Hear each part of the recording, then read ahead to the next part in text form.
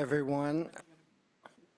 I'd like to call to order the Audit Committee meeting for Wednesday, March 26, 2025. The first item of business is to have the secretary do a roll call. Good morning, everyone. Our private members, Michael Spitzer, Chair. Present. Larry and Angelo. Present. Mark Kaplan. Present. And we have Marcia Van Wagner via Zoom. Present.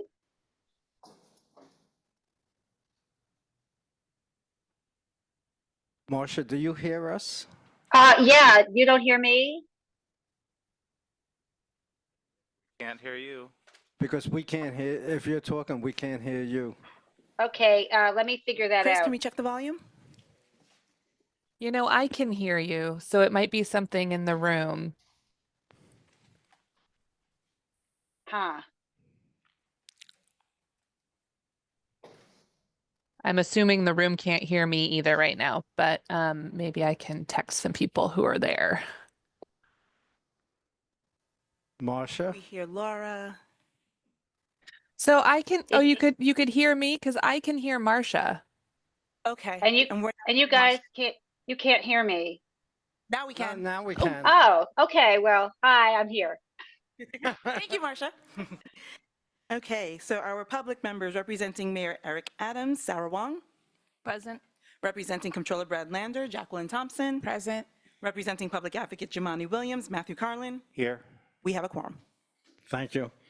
Next item on the agenda is the acceptance of the minutes of the February 26, 2025 meeting.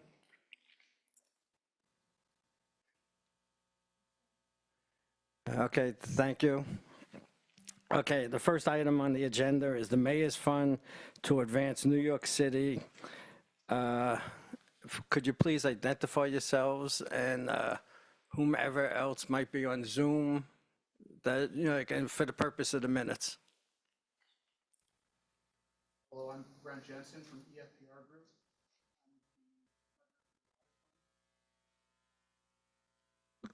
Good morning. I'm Lorena Harrington Trujillo. I'm the Chief Administrative Officer.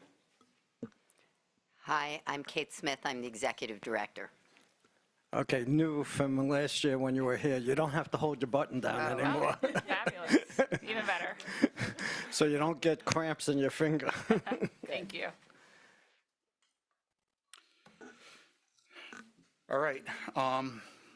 So we have audited the Mayor's Fund and issued an unmodified or clean opinion on the financial statements. The audit was performed in accordance with generally accepted auditing standards and governmental auditing standards, and the financial statement is presented in accordance with generally accepted accounting principles. We found overall that the preparation for the audit was pretty good. We do have one management letter comment on account reconciliations that does relate to some of the grant reconciliations for some of the restricted items within the financial statement. They were provided. It was more of a timeliness and really a throughout the year issue of making sure that you have something you can rely on at any given time throughout the year to make sure that these reconciliations are prepared monthly so you can know exactly where you stand. In relation to the financial statements, I was going to go through a couple of the major points. On page 10 of the financial statements, we have the statement of net position. The fund has about 17.7 million in total assets, which is largely cash and investments, so largely very liquid. You only have about 800,000 in liabilities. A current ratio for that is 21-1. That's obviously a very strong current ratio. Furthermore, your total assets are enough to cover approximately 2 years of the expenses that are shown on the next page. So again, overall, a strong financial position. The one concern we do have in relation to the financial position is the fact that this is largely all restricted resources. If you look down at the bottom of page 10 there, you do see that 16.8 million out of 16.9 in total net position is restricted. So they really are predominantly working off of the grant resources and other such contracts that they have that are restricted in nature. Unless there's any questions, that's really what I wanted to present in relation to the numbers in the financial statements. Yeah, like on the, staying on page 11, like program services, the expenditures are down $3 million. I would let you know that that is largely because this entity works mostly as a pass-through, so it depends on exactly what grants are going in a given year as to how much that's going to go up and down. No, I realize that, but you're saying on one hand, everything's restricted. But on the other hand, the money's not being spent. We had a lot of grants last year where we saw a delay cascade because of some of the contract delays. So some of them, whether they had no cost extensions, where we were actually now spending down in this fiscal year. So that's some of it that next year when we sit in front of you, we'll be talking about in terms of expenses.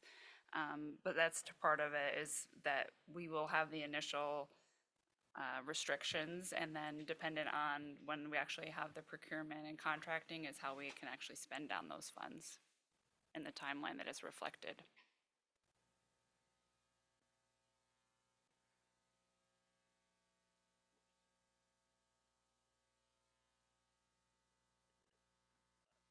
I'm just curious as to why in note 5, you thought it necessary to lay out in those details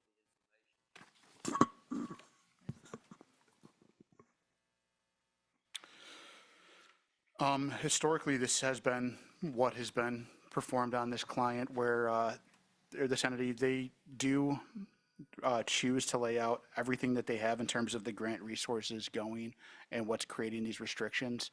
It's not, Well, it just seems it's different than lots of other places, which Yeah, do not lay all this out in detail, that's all. it's not a specific requirement, certainly, but I would say that given the nature of this entity where it is so heavily restricted, it gives a detail to the reader to understand It's why good it's all information, restricted. Just a lot of it. I mean, this, to me, staying on that note, there's just about, I can't quantify how many city agencies are on here, but they're running programs through this fund that, like, why aren't they all in the budget? In which piece? Why aren't all the programs? No, in the budget, and I guess this is more of a question for the city, are these coming in as grants?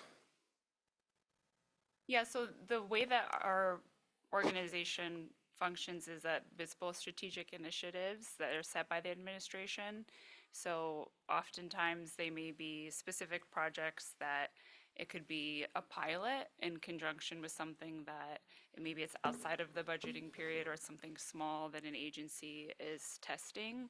And it's really specific parameters that we're working with those funding partners. And then we have seen that then does go on to actually become a budgeted item in the city budget later and grow into something larger. Or we may have a smaller part in a specific component of it, something like our partnership with DYCD, where we help with some of their summer youth employment programming, where that's a much larger commitment by the city, and we contribute a small part to that. I guess the question I really have is the money spent right for the program right out of the fund? Or is the money spent for the program out of the city and you're like a grantor to the city?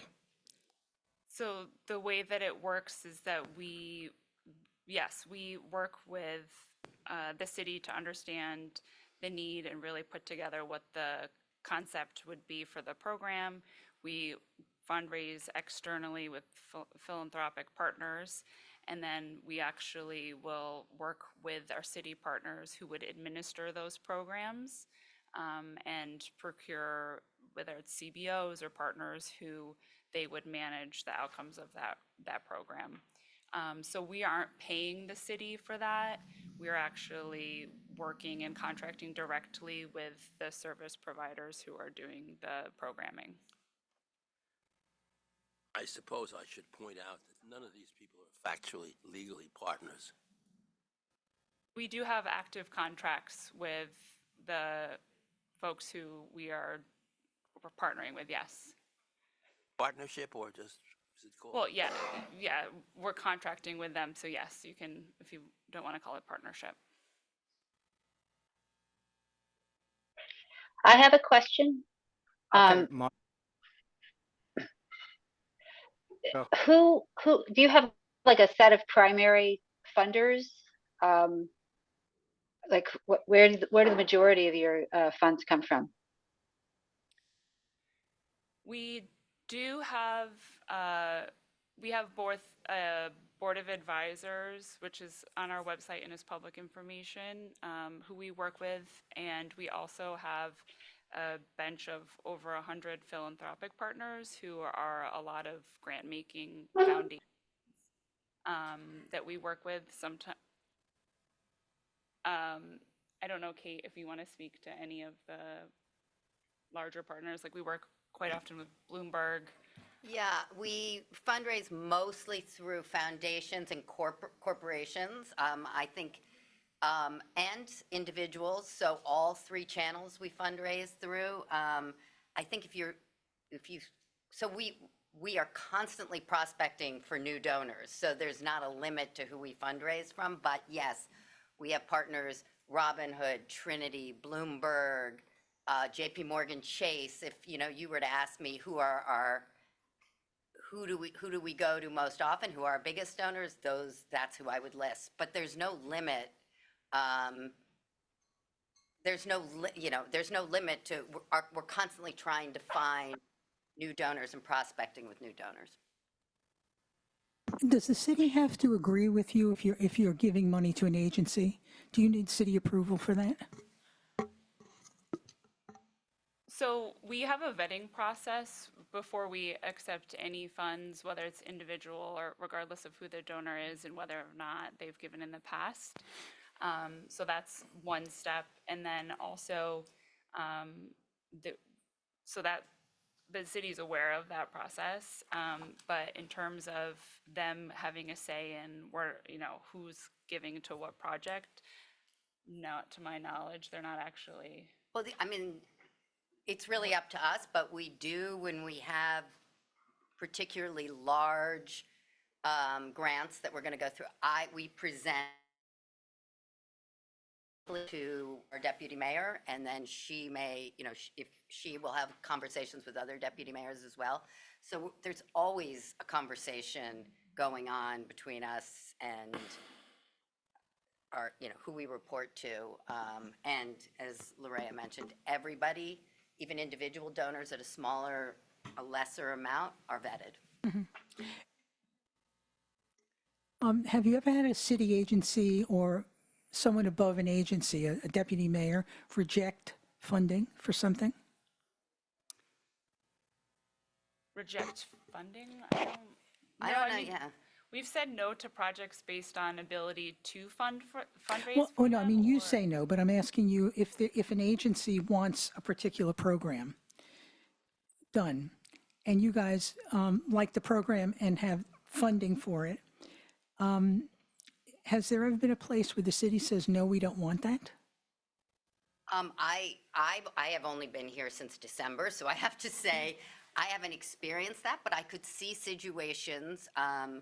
We have ongoing conversations about initiatives coming out of City Hall and what's important to this administration, where they might say, not that they don't want that, but if it's one grant that we could use for different agencies, they might say, I think this grant would be better for this program versus this program. So I think that's the only situation, that's the only area. I've never experienced someone saying no to money coming in. And yeah, Do you have an audit committee? yes. Who serves on that audit committee? Members of our board of directors, including our treasurer. Marcia, you have anything?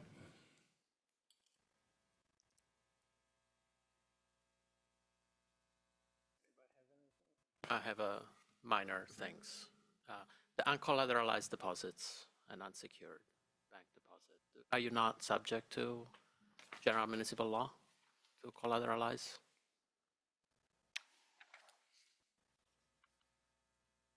It's a classic of this round of audit committee meetings. We've asked everybody, so. Page four, Are you looking at a certain page? page 14, note 2.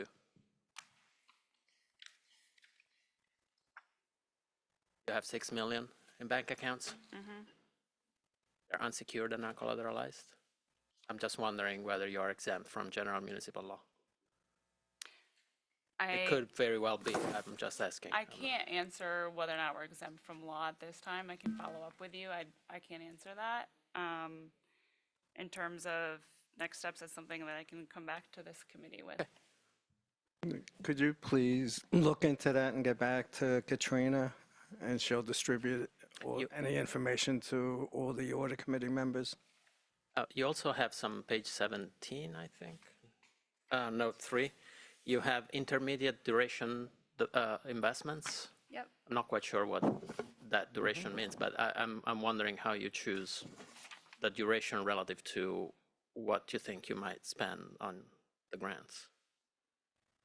Yeah, for our investment, so we actually have been talking about that with the treasurer. That's something, we have it in a Bernstein intermediate duration portfolio.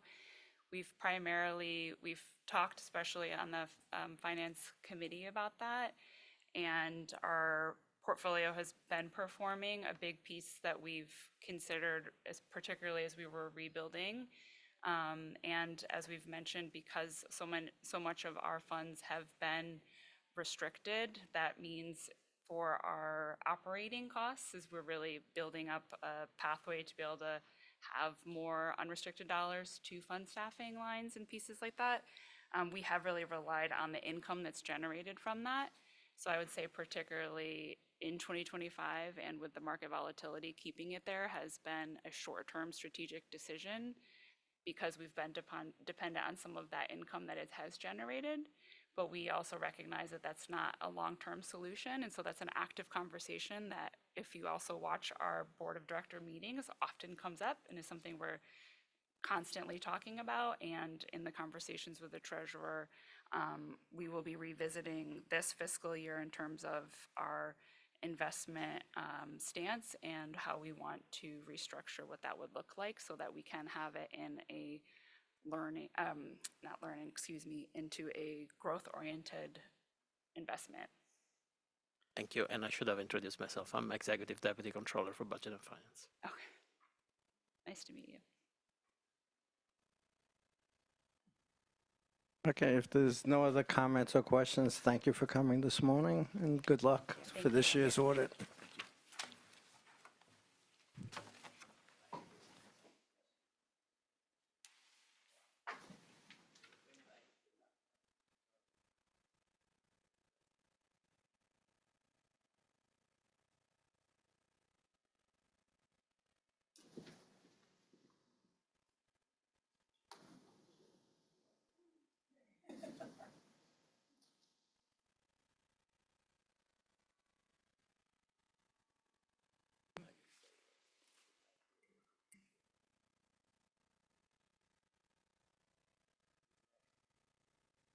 Tax liens. Excellent. Oh, that's exciting stuff.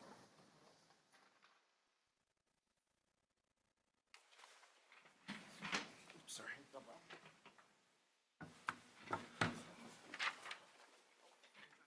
Drop something? Good morning. Good morning. Did you go under the tunnel? Yeah. Okay, next item on the agenda is the tax lien sale of, for the financials of June 2024. Good morning. Thank you for the opportunity to present the New York City Tax Lien Trust fiscal year 2024 financial statements in front of you today. My name is Man-Han Chung, the Assistant Director for Accounting Service at OMB. Joining me is Thomas Gallagher from our ESF Advisor, John D'Amico from CBIZ, and also Brent Jensen from EFPR Group. For fiscal year 2024, there were 2 tax lien trusts that were reported on. One is the Residual Trust 1998-2, and the other one is 2021-A. With regards to the 2021-A, total net position as of June 30th, 2024 was approximately $38 million. Please note that for the long-term bond payables, as of August 2024, they were all repaid for. For the 1998-2, net position at the end of the year was $109 million, which was a $44 million decrease from the prior fiscal year 2023. This could be partially contributed to the write-off of uncollectible debts, net of recovery, of approximately $408 million, which resulted in also a decrease in the allowance for doubtful accounts of $293 million. There was a distribution to the city of approximately $36 million for the fiscal year. And I'll open it up to questions now. Was there a tax lien sale in '24? I think there's one, no, 24 now. And, you know, like all the ones prior to that, any residual balance were all collapsed into the 98 one? Correct. Correct. Mm-hmm.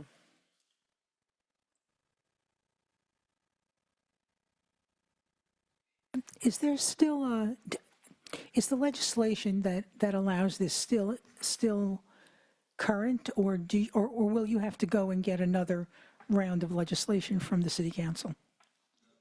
Was recently reauthorized. That was, I think, trying to remember exactly. I think it was just at the end of the calendar year. How many years? I believe it was 3 years. Okay, thank you.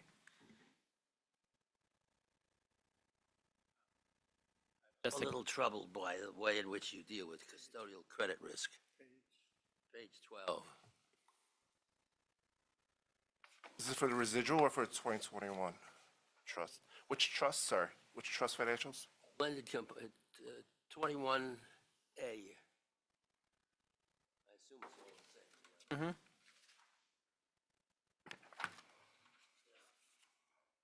Say that is the risk unfair to the counterparty. You really don't explain what the situation is here in a fashion that somebody can understand what the risks are. Presumably what what you're talking about is you lend out securities and you take collateral back or you collateralize the loan or something, but custodial credit risk, you have a counterparty. In this context, it's just referring to the fact that all our cash balances are invested in money market funds.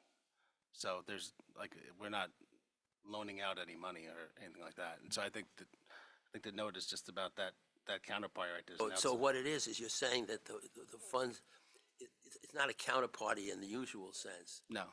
So what you're saying is that you've got it in a fund, and the risk is whether the fund is sound. These are all AAA rated, highly liquid, daily liquid. Oh, but you're in a fund, aren't yes, you? Yes. So the rating of the fund is what? It's AAA rated money market funds.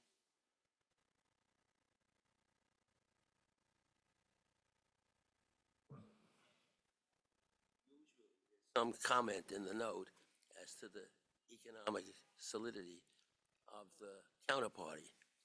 I'll refer to, Said that somebody monitors it.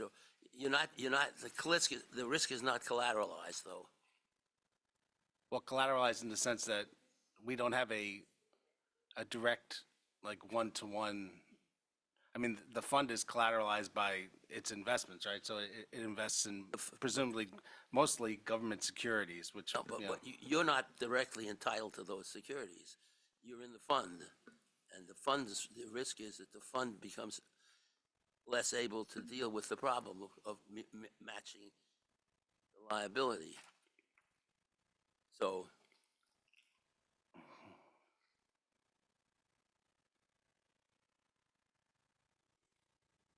guess what I'm accustomed to seeing these kinds of things is some statement about the way in which the collateral is watched. You have collateral. well, what we have is an investment policy in the documents which requires the trustee, Bank of New York, to only invest the cash in certain restricted investments, and then the city actually reviews the funds and picks the AAA rated security fund that's in. So, Here is that you invest in something and it turns out that it isn't AAA, it's something else. yes.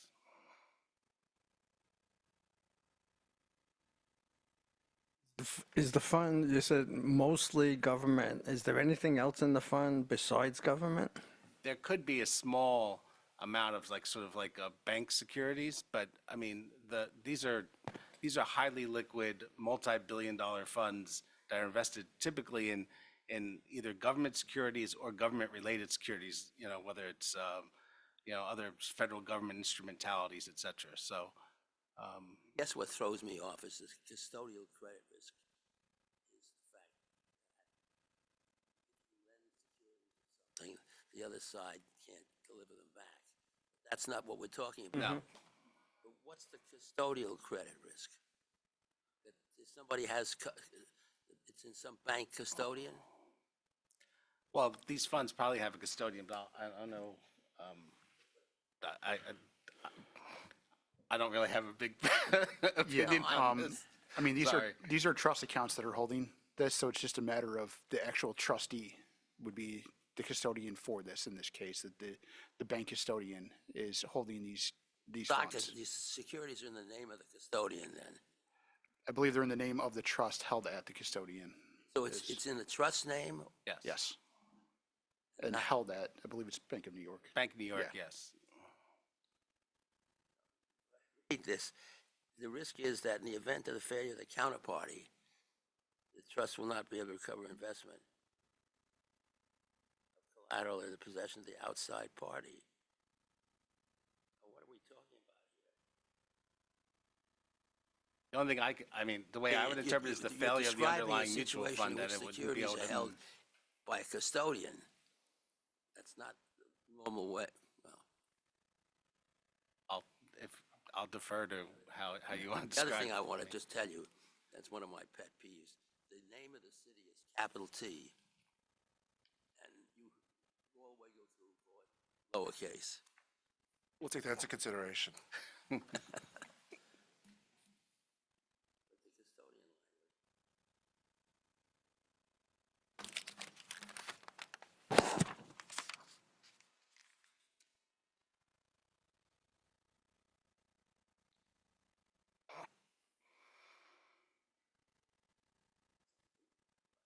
Have anything else?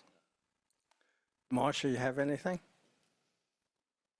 Okay, thank you for coming this morning. Thank you. Good luck on this year's audit. Thank you.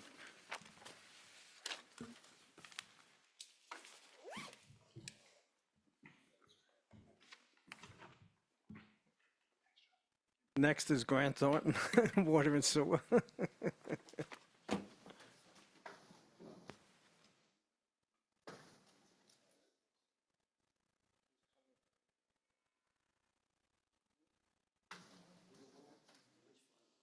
No, it's not, it's the water and sewer system.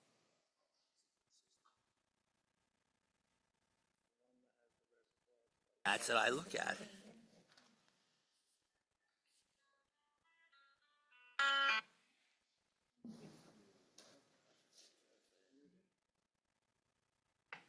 Very low, Mike. The last time it was low when Ed Koch was mayor. And they get up and did a war dance water, and it broke the drought. Everybody was shocked.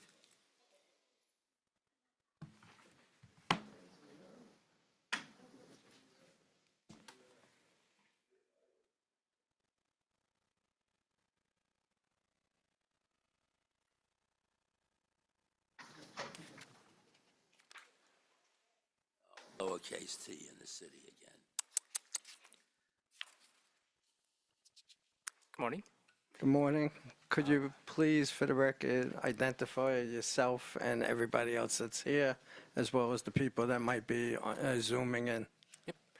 I'm Raymond Lee. I'm the controller for the New York City Municipal Water Financial Authority. To my right is David Womack, the Chief Executive Officer of the authority. Narissa Murray, she is the Executive Director for the Water Board. Bill Wasserman, the Executive Director for the Authority. Omar Nazem, the Treasurer for the Water Board. And Mika Sharma, the Deputy Controller for the Authority. With us also is Nick Lazarillo, who's the partner for the Great Authority. Sorry, it took me a while to find it. Everybody has to get used to that. All right, so I'll start with going through some of the financial highlights for the year for the system. So in fiscal 2024, it was a strong year for the New York City water and sewer system. The system recorded operating revenues of $4.26 billion, which was 1.4% higher than the prior year. This was primarily due to a 4.42% rate increase and offset by lower billed water consumption in the first half of the fiscal year, and higher bad debt expenses from higher accounts receivable balances. Non-operating revenues increased by to $318 million. That's $39 million higher than in the prior year, primarily due to strong investment earnings for both the Water Board and the Authority. On the expense side, operations and maintenance expenses before rental payments to the city were about $1.8 billion, an increase of $98 million, or 6% higher from the prior year. This increase was primarily due to collective bargaining increases, higher costs for chemical purchases, and investments in information systems and cybersecurity measures. In fiscal year 2024, the system also recorded a $145 million rental payment to the city as requested by the city. Other operating expenses decreased by $39 million to $125 million, primarily due to decreases in program expenses. Those are things like assistance programs and forgiveness programs, and also decreases in expenses related to the system's filtration avoidance termination. On the balance sheet, total capital assets net of depreciation expense increased by $568 million, primarily due to additions to construction work in progress of $272 million and additions to assets in service of $1.26 billion. This was offset by depreciation of $968 million for the year. Notable capital work completed in fiscal 2024 include $237 million of repair and rehab work at the Catskill Aqueduct, $43 million of sewers constructed at Sheldon Avenue in Staten Island, $29 million of improvements at the North River wastewater treatment plant, and $27 million to install centrifuges at Ward's Island.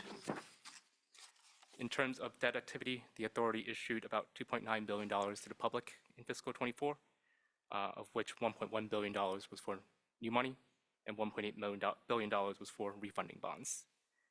The authority also issued $464 million of new money bonds and $296 million of refunding bonds to New York State Environmental Facilities Corporation.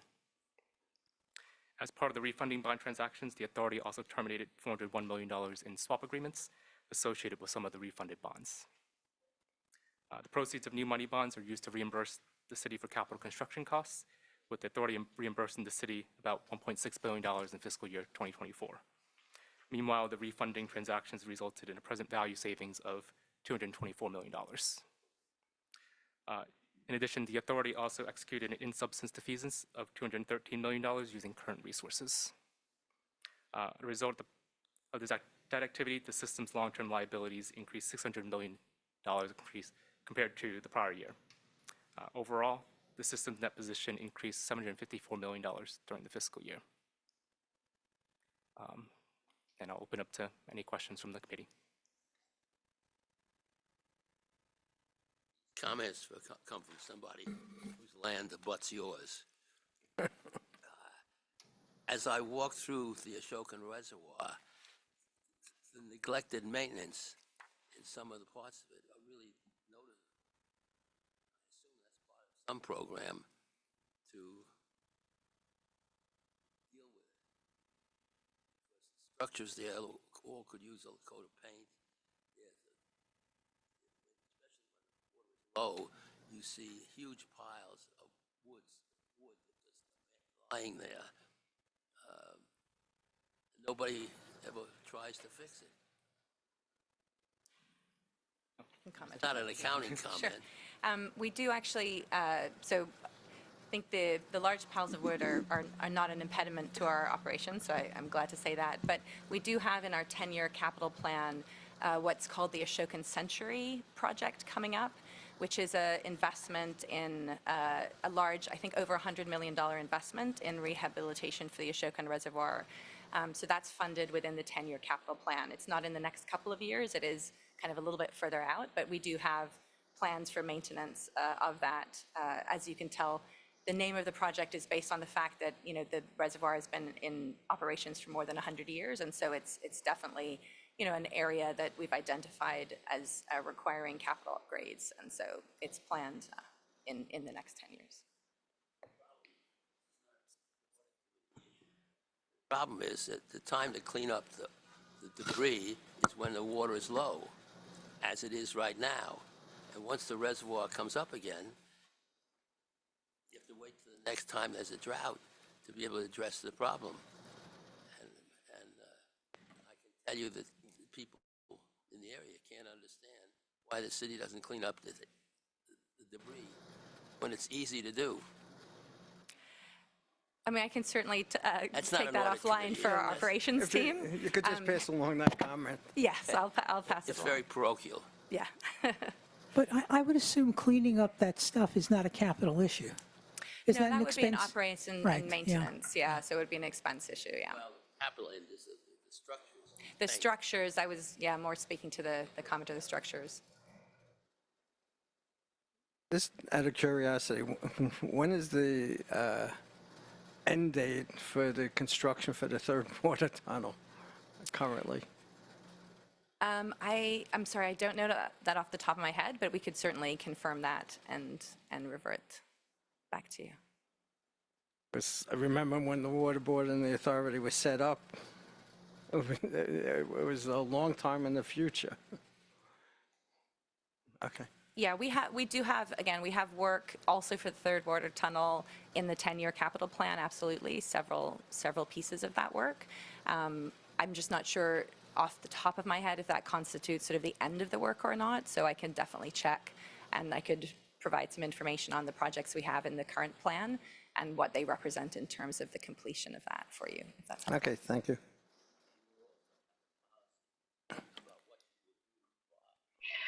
I have a question. I know this may be a hard question to answer, and this is sort of a perennial theme, which is the threat of the elimination of the tax preferences for state and local bond issuances and interest rates. Have you kind of scoped out what the impact going forward would be on your capital plan or on rates or some mix of the two if that were eliminated? Yes, Marcia, we have been doing work on that. We've also been, through GFOA and others, been advocating for the maintenance of the tax exemption. It's very important to us. As you know, it would be an extraordinarily high cost to the city and to the authority if that were to be eliminated. And the direct impact on ratepayers and on debt service would be very large. But we are working through that. And I guess I assume that, you know, if this were to come to pass and the authority and really the whole city would have to make decisions about, you know, ongoing capital projects and future capital projects. In the case of the water authority, because you have, you know, a rate setting authority that's sort of separate from other sources of revenue for the city, that would also get caught up in some political back and forth, I assume. Like the water board would have to agree. Let's say you were like, you know, damn the torpedoes, we're going to go ahead with this capital plan anyway, and, you know, let the rates fall where they may. But that would be under the purview of the water board to agree on whether those rates were acceptable. Am I right?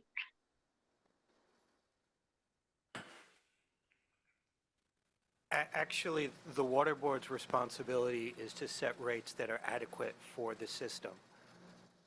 They don't have an influence over the capital program. So it works the other way around. The water board makes sure that the rates are adequate for the work being done. Yeah, but Well, those take into account funding, don't they? So if all of a sudden the rates go higher because they're no longer tax exempt, that would be factored into the rate. Absolutely. well, that, yeah, I guess that's the point. But then also, there's going to be a political constraint to what water rates could be, I would think, and that the capital plan would have to take into account what is politically feasible for the water board to, I don't know, get away with, or however you want to put it. Am I wrong about that? No, you're not. I mean, there is always going to be, there are going to be trade-offs. How much you can do, how much it costs, and how much you are willing to pass on to ratepayers. There's always a push and pull between what is reasonable, what is absolutely necessary. The DEP and capital planning will have to set priorities based on what the facts are on the ground. At the present time, we have the ability to do tax-exempt financing, and we will finance it as what's in the capital plan going forward. If those conditions on the ground change, obviously the impact on ratepayers will be different. The impact on the system and how we allocate capital and how we move forward in capital will change. We can't predict right now what that would be. It's a hypothetical. We cannot predict it. That we will work in concert with DEP and the capital planning to figure out what that balance ought to be. So I don't want to belabor this issue, but so when you're thinking this through, internally, do you have kind of a range of scenarios that you're looking at, or you're just not getting that specific until you see more like concrete movement forward or away from that potential change in the tax law? I think we have to wait until we see where that lands. As you will remember, you've been in this business long enough, when we lost the ability to do advanced refundings, that had an impact on how we do our refunding financings. We've adapted to that. If there is a change in the tax exemption and how that's applied, we will make changes at that time and the things that are appropriate. But that's going to be a cooperative effort with DEP, with capital planning, and managing the impact on ratepayers and on the system. As Phil said, the water board sets rates to maintain the system, to provide adequate rates to maintain the system. But if it's going to cost us more to issue debt, then we have to determine how we do that. You remember that 3 or 4 years ago we were issuing bonds at less than 2%. Now we're in a 4% environment. Rates go up, rates go down, and we adapt the program, we adapt the financing strategy as necessary. If tax exemption unfortunately should go away, we will make that adaptation. Okay, thanks, David.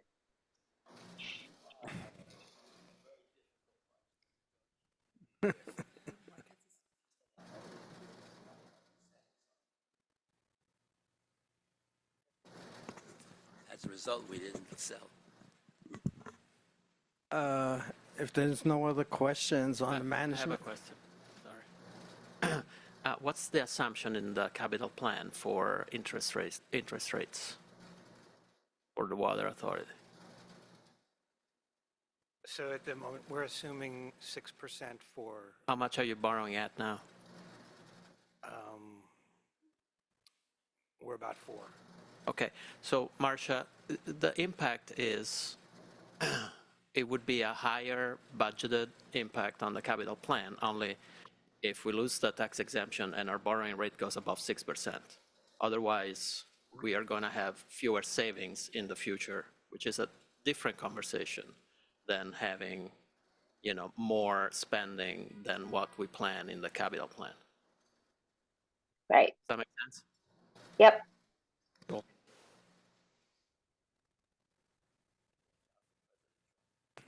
Yeah. There was just one management comment about 2 employees with the same ID.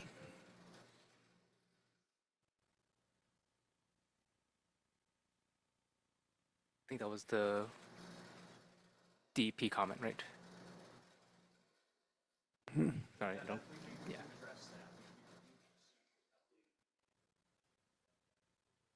Omar, Mike. Talking to them, We've addressed that. We've remedied the situation. We've revised our protocols and reminded everyone of the procedure for requesting new user IDs, and that procedure is now being followed. So that situation has been addressed and remedied. okay. If there are no other questions or comments, thank you for coming this morning, and good luck with this year's audit. Still dealing with us for the next ones. What? Still us for the next ones. Thank you. Mm-hmm. Huh? No, this is what I always refer to as the OMB.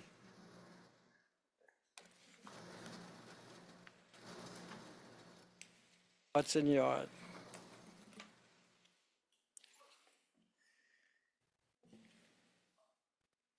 All right, so let me reintroduce everyone. So I'm Raymond Lee. I'm the controller for the Hudson Yards Infrastructure Corporation. David Womack, he is the president of the Hudson Yards corporation. Kenny, the deputy controller, Kenny Reed, deputy controller. And we have John D'Amica, who's the partner at CBIZ, Marks Paneth, and is our auditor. And then on the Zoom call, we have Laura Is your Neasley. mic on? It is. Is this better? Yes. Okay. And on the call, we have Laura Neasley, who's the vice president and treasurer for the corporation. Oh, home base. Your landlord. Right? All right, so the Hudson Yards Infrastructure Corporation was created to finance certain infrastructure improvements in the Hudson Yards financing district, or what we call the project area, including the 7-line extension and construction of parks in the area. The debt issued by the corporation is secured by revenues of the corporation, which include recurring revenues of tax equivalency payments, or what we call TEP, and payments in lieu of taxes or pilots. We also have non-recurring revenues of district improvement bonuses, or DIBs, and payments in lieu of mortgage recording taxes, or pilot. In fiscal 2024, the corporation recorded $189 million of tax equivalency payments, or $34 million more than the prior year, and $207 million of pilots, or $47 million more than the prior year. The corporation also recorded $7 million in district improvement bonuses, which is $4 million more than the prior year, and $5 million of pilots by pilot modes, which was $17 million less than the prior year. In terms of other revenues, HYIC recorded $35 million of investment earnings, which was $17 million more than in the prior year. In terms of expenditures, the corporation spent $14 million related to the Phase 2 park project, primarily for property acquisitions. The corporation also transferred $1 million to the Hudson Yards Development Corporation, which is the entity responsible for managing the Hudson Yards project, for their operating costs, as well as $325 million transferred to the city. HYIC made $47 million in bond principal payments in 24 and $117 million in interest payments. As of June 30th, 2024, HYIC's balance sheet reflected a $4.5 million liability for estimable property acquisition costs related to the condemnations for the Phase 2 Parks project. Any remaining liability was determined not be estimable at the time the financial statements were issued. With that, I'll turn it over to the committee for any questions. Well, first we have it.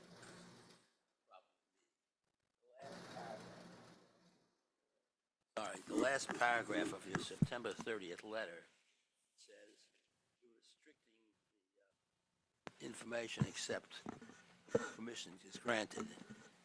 I don't think that's acceptable. We're now in the 21st century, and for an accounting firm to say that when they know, and you have it for this one, and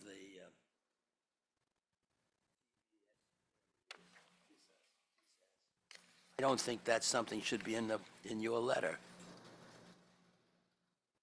You know you have to waive it. Is this in reference to the independent auditor's report? Looking at you're the only firm that has that restriction in all the stuff we see. And I for one, find that objectionable. Either that or you ask you to waive it every time. But I think putting it in is not the way it's done anymore. And certainly you're an outlier. Out of this whole pile of stuff, the only firm that puts that language in is your firm. It's in the letter, it's in the management type letter. Very last paragraph. If you really read that literally, we shouldn't be seeing this.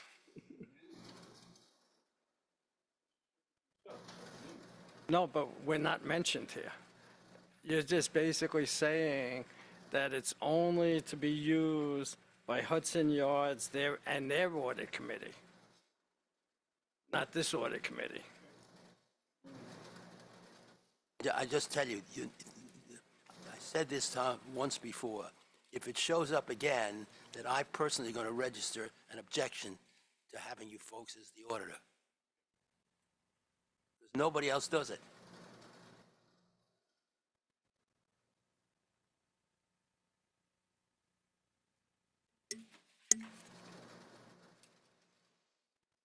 Are there any?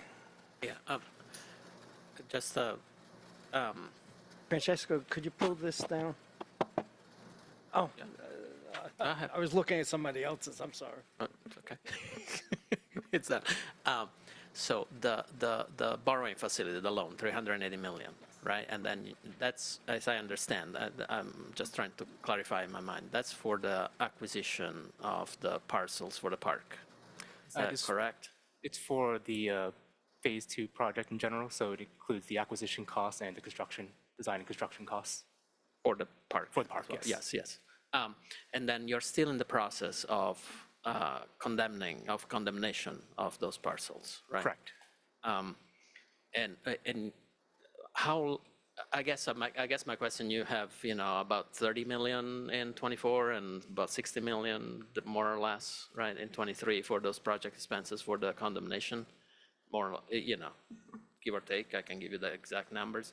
But is that, how much of the 380 you think is going to be construction and how much is going to be condemnation in the end?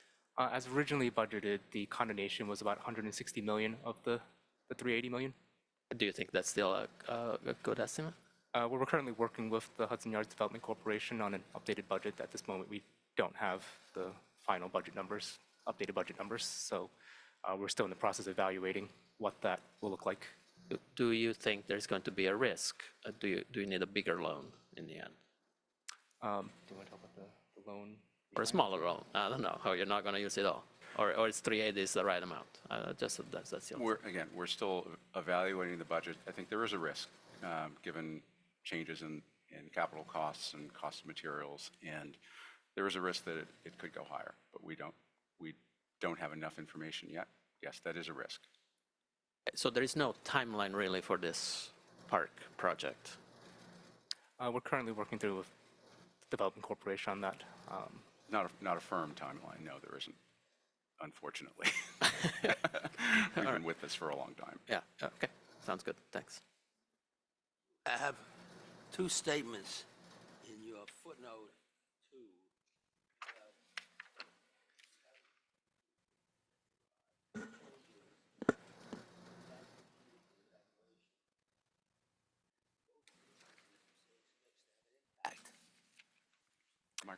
I'm sorry. Look at footnote 2 on page 26. There's a reference to 2 different accounting processes that are going to change, and you haven't figured out yet what its impact is. Is it likely to be material? So I'll speak to the first one, which is GASB 102, the certain risk disclosure. So that one requires all governmental entities to report on any concentration risk and the likelihood of those risks coming to fruition if there is a event that occurs. Just be conservative, we put that we expect to impact for the specific year in question. When we implement it, we may not have to disclose anything, but in the future, if any events occur that would trigger said risks, we would have to disclose it, which is why we said that we expect it to have an impact on our disclosures. The second GASB, which is 103 financial reporting model improvements, is a broad change on the way governmental entities reporting on the governmental funds has to report. So we expect that to have change just because it's a very broad and general structure change to how the financials are reported. So you're saying that the numbers may not change materially? The numbers may change. I don't think they went as far as they originally had talked about, but there will be broad changes to how the financials are structured that may affect numbers. When do you expect to be able to state the impact in numbers? Likely in the year that we implement, which would be fiscal 26. Well, 102 is this year. Oh, 102 is this year. Well, 103 is fiscal 26. Is next fiscal year. Mm-hmm. So 102 does not have a financial impact. Whatever liabilities or balance sheet items we needed to record would still have to be recorded regardless of what 102 did. 102 is strictly a disclosure of said events. But it's hard to understand what the distinction is, impact on disclosure and impact on the presentation.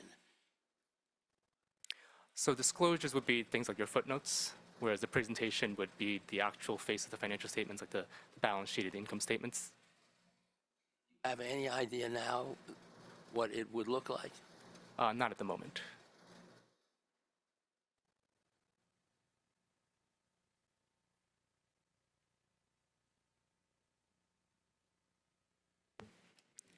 Will 103 change the reporting model?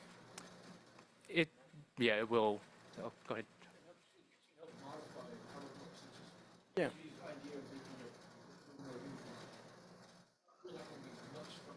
Yeah, basically, the financial numbers will be the same thing. It's.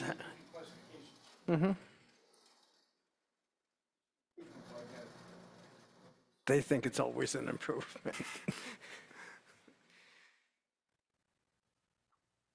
Okay, if there's no other comments or questions, thanks for coming. Good luck with this year's audit. Next, Raymond. TFA is next, right? All right, so let me go through. I remember instituting all these. All right, so I'm.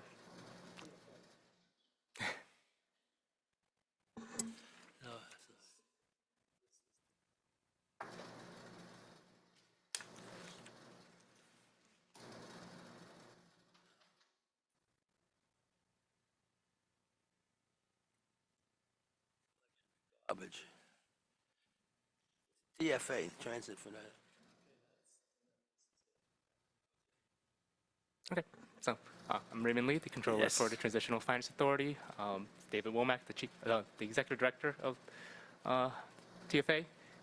Kenny Reen, the deputy controller of TFA, and that's John D'Amico, our partner with CBIZ, Mark Paniff, and our auditors. And again, on the Zoom call is Laura Neasley, the vice president and treasurer of TFA. So quickly go through some financial highlights for fiscal 24. During the fiscal year, TFA recorded $15.7 billion in personal income tax revenue, a decrease of $1.5 billion from the prior year. From this amount, TFA retained $845 million to fund debt service and operating expenses. TFA also received $1.55 billion in state building aid, about $65 million less than the prior year, and we retained about $1 billion for debt service and operating expenses. TFA also received a $2.4 billion debt service prepayment grant from the city, an increase of $276 million from the prior year. This debt service prepayment grant funds future years' debt service requirements, which reduces the amount of personal income taxes TFA is required to retain. Investment earnings were also strong in fiscal 2024, with this TFA earning $111 million on its investments, which was a $57 million increase from the prior year. In terms of expenditures, TFA distributed $6.6 billion of capital bond proceeds to the city, an increase of $2.7 billion from the prior year. TFA also paid $1.6 billion of principal and $2 billion of interest on its tax-secured bonds, and $207 million of principal and $365 million of interest on its building aid revenue bonds. On the balance sheet, during the fiscal year, TFA issued $6.1 billion in tax-secured new money bonds and $1.4 billion of tax-secured refunding bonds. The refunding transactions generated present value savings of $158 million. With that, I'll turn it over to committee for any questions. I have a question. Go, Can I Marsha. go ahead? Okay. This is partly just my fuzzy memory on this topic, but the building aid revenue bond reimbursement formula from the state, is that fairly static, or does that get renegotiated in terms of what the assumed interest rates are and so forth on that formula? And what is the current status of that?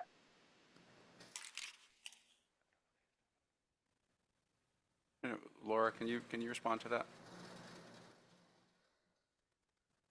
Yeah, the building aid is determined based on various number of factors that changes, right? And the state is able to recalibrate on our building aid if they determine that we are not refinancing in a particular way, which we have always been able to prove that we are doing. So yes, it is a changing. It changes every year depending on the building aid formula in question. I don't know if that is answering your question though. Well, I guess so. I mean, I guess what was in the back of my mind is whether the state's assessment of your costs is realistic, or whether it's just kind of more tilted toward them giving you less money than they should. Marsha, I think that's a question for our education task force, and we can come back to you on that. Okay, all right, thanks. No, go ahead. No, just please get back to Katrina and she'll distribute it to the members. Thanks. Sorry. Okay. So on the issue of barbs first, the due from the city, that's going down, and it's unless there is a new issuance, right? So yeah, barring a new issuance, we expect that the receivable that we're holding on the books and the liability that the city is holding on the books to reduce to zero this year. Yeah. At which point the accounting for it slightly changes. TFA will be recognizing a revenue as opposed to a decrease in the receivable, whereas the city will be recognizing expense as opposed to a decrease in the liability. So we're preparing for that for the FY25, right? Yep. Audit and you're coordinating. The other thing is Build America bonds. We've gotten out of that business in FY25 by QSBCs. Is there any talk? Have we received the payments for QSBCs on time? Is there any risk for that subsidy from the federal government? Did you hear anything about that specifically? Not specific. We've received all of. I think we confirm. Lori confirmed. I believe we are current in our receipts from the federal government on the payments the subsidies we're supposed to get on our Build America bonds on the QCBs. We are current. There is always risk. Sure, but you have not heard anything specific about that. No, nothing specific in all of the conversation. Okay, cool. Yeah. And yes, I can confirm that we're current on that. And I just want to be clear, there is a series of BARB building aid bonds, BARB Build America bonds that are still outstanding. But other than that, it's just the QSCABs. All right, thanks, Laura.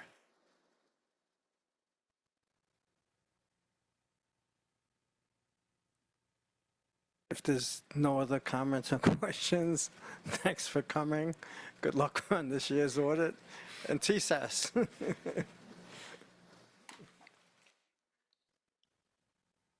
Right, so, Judy,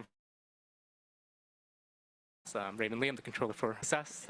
David, David Womack, the president for TSAS. Kenny Reen, the deputy controller for TSAS, and John D'Amico over there for CFIS. Mark Planiff, once again, our auditor. On the phone, we have Laura Neasley, the vice president and treasurer, and sorry, Dan, but I didn't see you there for a bit, but Dan McAwee also with CFIS Mark Planiff on the phone. All right, so hopefully TSAS will be pretty brief. TSAS, as you know, was created to finance a portion of the city's capital program by issuing debt that was secured by the city's tobacco settlement revenues. Tobacco settlement revenues are paid annually by the cigarette companies as part of the master settle agreement that was entered into in 1998 between those companies and 46 states. In fiscal 24, the city's allocation of the tobacco settlement revenues was about $170 million. That was $27 million less than the prior year. Of that $170 million, 37.4% of those revenues are pledged to TSAS. So TSAS retained about $64 million of those TSRs. As a result, we passed on $107 million of unpledged tobacco settlement revenues to the city, and that was about $17 million less than the prior year. In terms of other revenue and expense activity, TSAS had about $4.6 million in investment earnings, which was $1.3 million more than the prior year. TSAS also made $29 million in principal payments and paid about $47 million in interest in fiscal 24.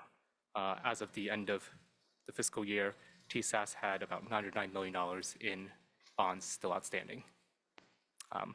Turn over to the committee for any questions. Is this, I thought that TSAS was going to be over at a certain point. Is that wrong, or? TSAS will be in effect as long as its bonds are outstanding. It won't likely will. Yeah, it has to stay in existence until its bonds are paid. Do you have some sense of when it might end? Final maturity is 2046, 2049. 2045 is the final maturity. But the income is still, being derived based on the settlements. Yes. Correct? When would they end? It'd be to perpetuity. I think those are perpetual. Those are in perpetuity. I think that settlement, the companies will require to keep paying.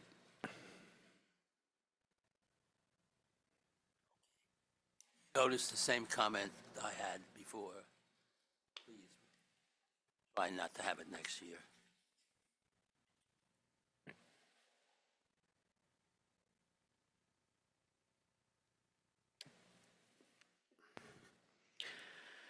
This is not for the FY24 financials, but the city gave a different security agreement, an additional security agreement, transferring additional tobacco money to TSAS to avoid the subordinate reserve being completely depleted, which was 48 million at the end of 24. So the city is putting some money so that the TSAS can make that payments and that service payments. How long is the security agreement? I forget. Through 28. Right. June of So 28. the city gave this, a few years of money that would otherwise have gone to the general fund in order so that TSAS can make that service. So TSAS will have to figure out what to do in that period of time in order to, whether they want to refinance with TSAS or a different entity and so on and so forth. So the maturity is longer than the actual life of the outstanding bonds. Thank you, because I did seem to recall there was something about it ending, so, and I guess it was the, well, never mind. Marcia, any comments, questions? No, thanks. Thanks. Okay. Once again, thanks for coming this morning. There's nothing else.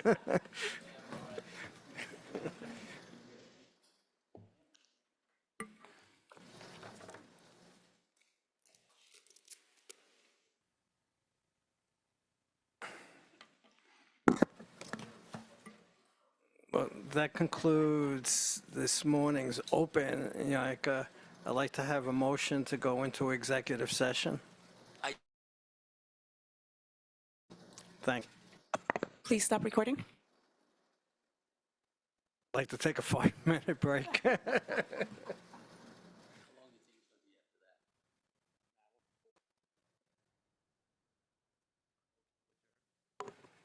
We have to get the Recording is on. recording going. Yeah, no, you could leave. Okay, we're back in open session. We just concluded our executive session. I'd like to have a motion to adjourn today's meeting. Moved. Thank you. Good luck, everybody. Recording can end.